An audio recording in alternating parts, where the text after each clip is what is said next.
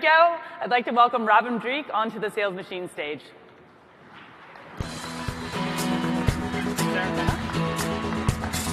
Hey, afternoon, everyone. How's everyone doing?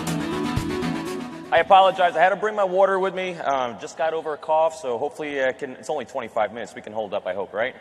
So I'm going to do a few things first for you. I'm going to frame very briefly my background of this type A hardcore narcissist that I was 20 years ago, and talk of it in terms of how that really wasn't very helpful for what it was I was supposed to do for really my entire life and every aspect of it. So I'm going to give you basic framing and a really very, very actionable set of my 5 steps to trust that I do in every single situation in my life, whether it's been my full-time job with the FBI recruiting spies, recruiting my bosses to leave me alone, because my ultimate goal at work is always leave me alone and let me help people who want to be helped.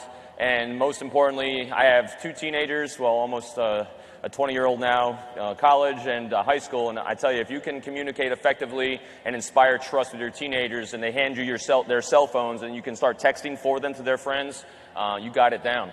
Anyway, how to build trust rapport with anyone. So in essence, I really have been in sales most of my life and didn't even realize it, because especially when I was actually born here in Manhattan, grew up just north of here in Putnam County, and so I'm a United States Naval Academy graduate. I went in the Marine Corps, and from the Marine Corps, I went in the FBI in 1997.